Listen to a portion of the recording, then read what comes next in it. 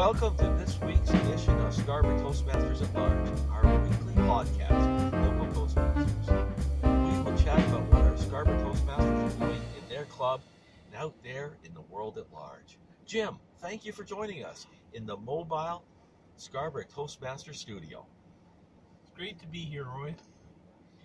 Jim, how long have you been a Toastmaster? I've been a Toastmaster for over 12 years. 12 years, that's a long time. Have you gotten any awards or anything over that time? In Toastmasters, they give you an award called the Distinguished Toastmaster Award. It's the highest level award that Toastmasters can achieve, and I'm happy to say I won my DTM award a few years ago. Did it take a lot of time and effort to get that? It is, but it's rewarding. When you join Toastmasters, there are a number of projects that you have to do to become distinguished, and some of them are speaking projects and some of them are leadership projects. And I learned a lot, and I made a lot of presentations, and I had a great time doing it, and my hard work paid off. Now, it was a long time ago, but do you recall why you joined Toastmasters in the first place? What was your driving need to come join this group on Wednesday nights? You know, there are a lot of reasons to join, and you hear people joining because they want to improve their presentation skills. Speaking scares people. I joined because people at work kept on telling me, you should try Toastmasters, Jim. At the time, I didn't know what Toastmasters was, and the standard joke, well, you cook bread, was what I thought, right? But I joined Toastmasters, and I learned what it was about, and I haven't stopped in all these years. I really enjoy it. Now, you've been coming for a long time, and you've achieved some of your goals as your distinguished Toastmaster, but do you have any future goals? Right now, I'm working on getting my second DTM. And do you have any regrets about Toastmasters at all? I regret that I did not join Toastmasters, say, 30 years ago, never mind 12 years ago. Right now, I'm 57. If I joined Toastmasters when I was a young man, I could leverage my speaking skills and leadership skills to have better career options. So if you had joined Toastmasters when you were a younger man, it would have changed your life in some way, you would think. I believe it would. It changed my life joining Toastmasters when I was in my 40s. If I was in my 20s, I would have more opportunities. Now, you've been at this for quite a while. If you could give just one piece of advice to any new people joining Toastmasters, what would it be? You have to step up and volunteer. You join, and I see people join time after time, and they take several months to do their first speech. They take several months to sign up for roles. You're never going to learn leadership skills or speaking skills if you sit at the meetings and observe. That's one thing I can relate to, because being a hockey coach, I coach kids at hockey, and they're never going to get better by just watching the game. The only way they get better is get on the ice week after week and try and keep playing week after week. And if they went for 3 or 4 months without playing, they wouldn't get any better. And I think that's what you're trying to say about certain Toastmasters. If they're not speaking, they're not improving. Like hockey players, a new hockey player, they don't have the skills. They make mistakes. New Toastmasters, you don't have the speaking skills. You don't have the leadership skills. But you develop the skills along the way, and you only develop the skills by taking on these opportunities. And one of the things about life is you only get better when you're not afraid to make mistakes. On the hockey rink, I got my kids, and I tell them, don't worry about making mistakes. And at the Toastmasters Club, you can make mistakes. Not you can, you will make mistakes. And that's how you learn. That's how you grow. But people still fear making mistakes.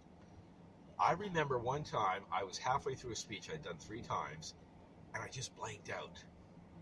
And from that mistake, what I learned was it wasn't the end of the world. Life went on. I was able to finish my speech. It wasn't great. But making a mistake is not that big a deal.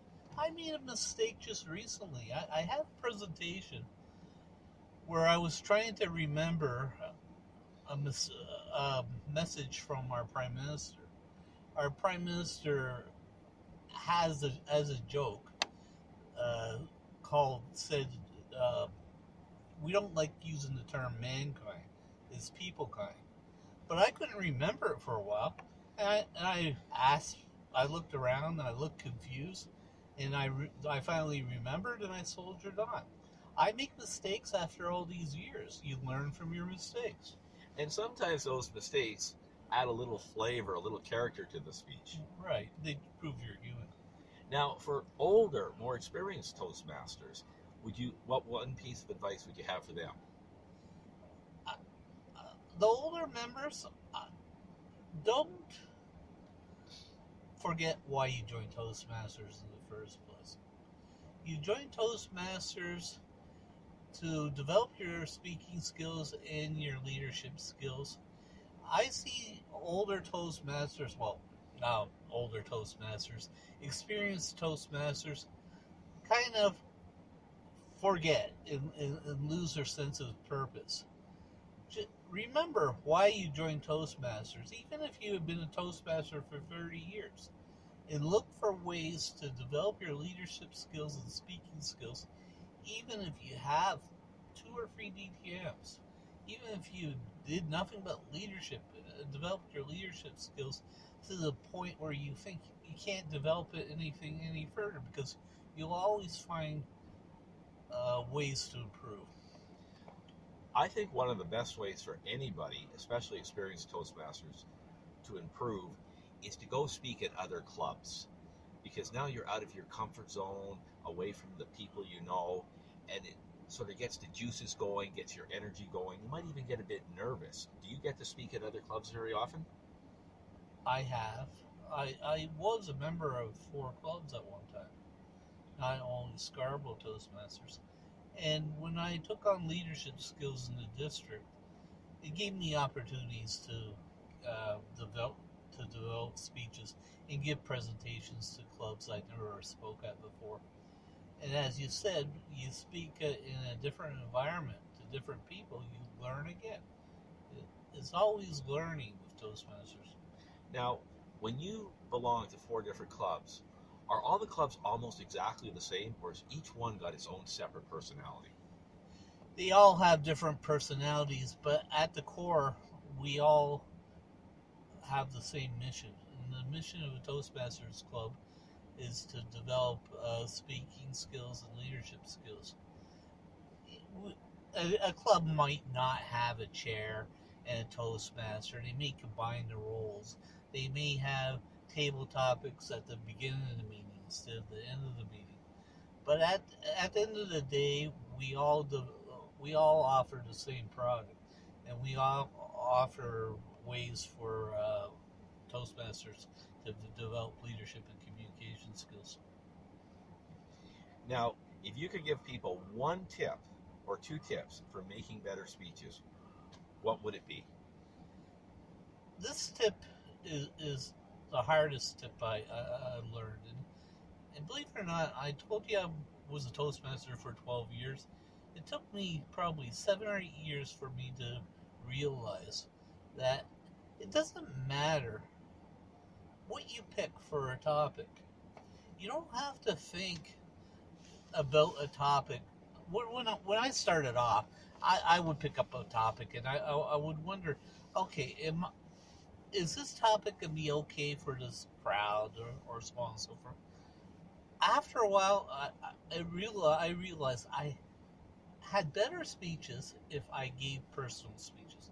I heard a speaker not too long ago say the more personal you make it, the more it's accepted. I mean, personal speeches are speeches that you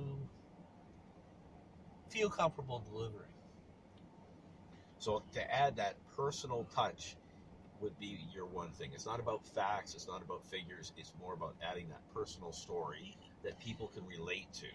We all have life stories, and when you talk to people about experience you had in your life, people realize that this is a real person, and they had similar stories, and they can relate.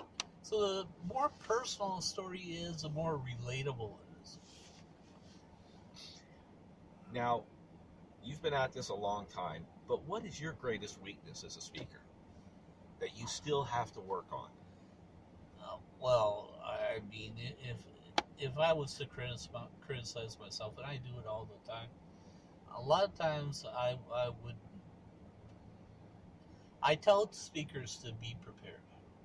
I tell speakers, know your subject, be comfortable with your subject, rehearse time after time.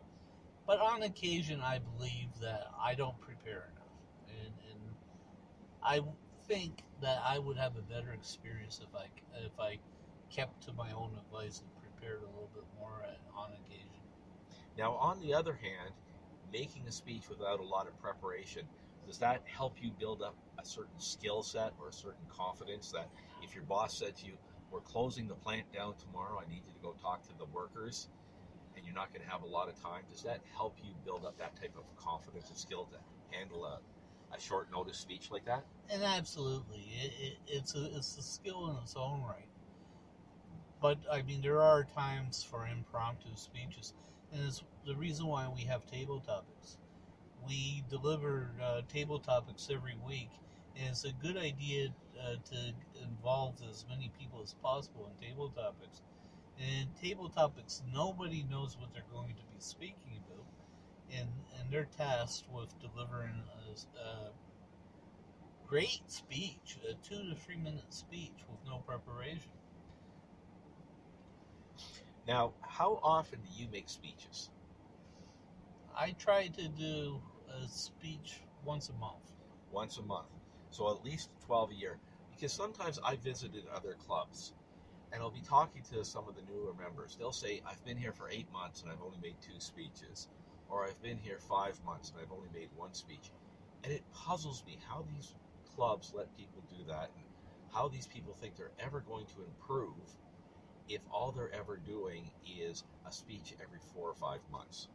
Well, I hear you, Roy, but there are different reasons to join Toastmasters. I know people that join Toastmasters just because they want to get out in the evening and meet other people. They enjoy listening to the presentations. And you do meet some very interesting people at Toastmasters. Some of the people I've met from all around the world with all different kinds of professions and interests, they're people I wouldn't meet like this anywhere else. Now, conferences, I've never been to one. Have you been to any? I've been to every conference that District 60 has put out for the last probably 8 years. 8 years. And what's the great part about going to a conference? You must like it. You keep going back. You usually get a keynote speaker at conferences. And these keynote speakers, they make money delivering inspirational and motivational speeches. And you learn a lot by listening to these keynote speeches. And you listen to speakers that have actually delivered speeches that have won the World Championship of Public Speaking. You have workshops. And you get to see the final contest for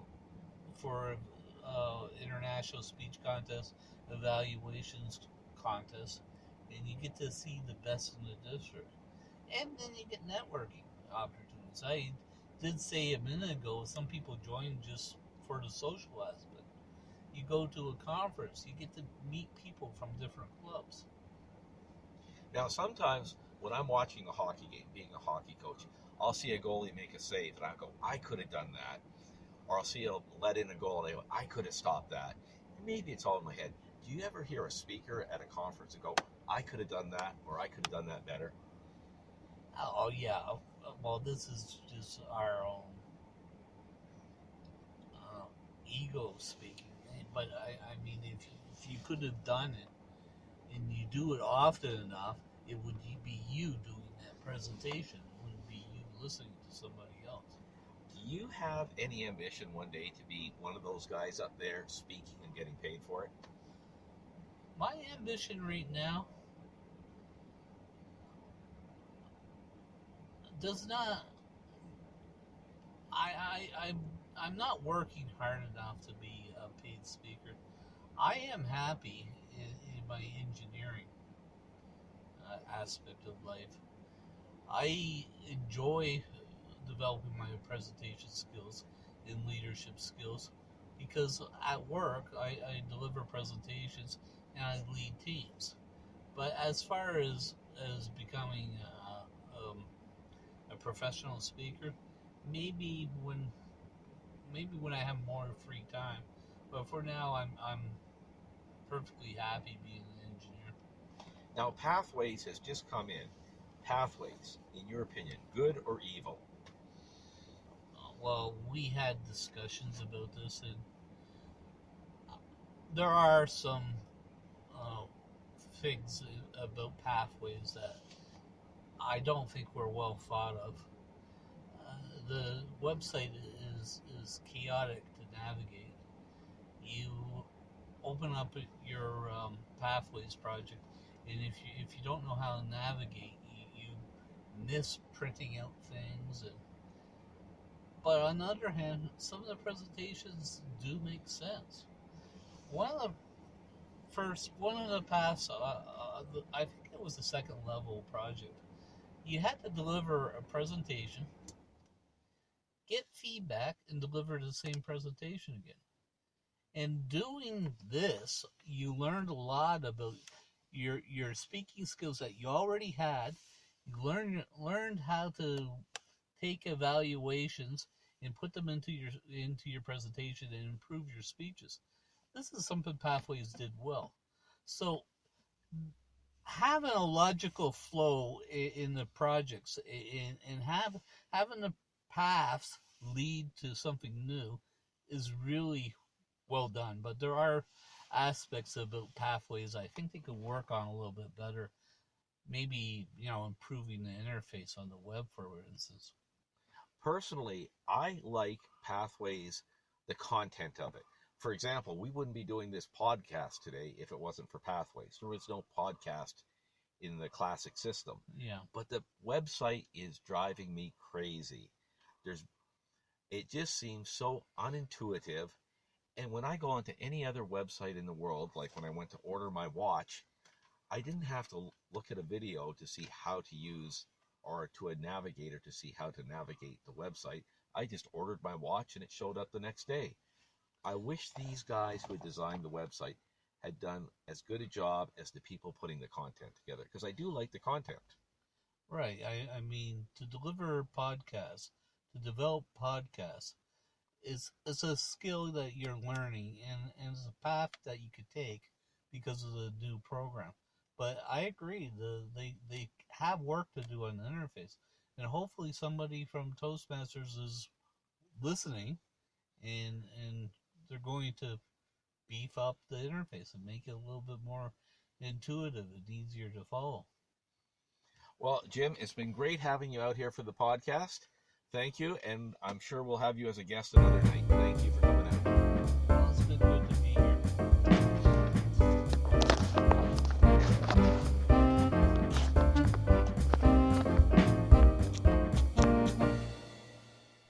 19 minutes.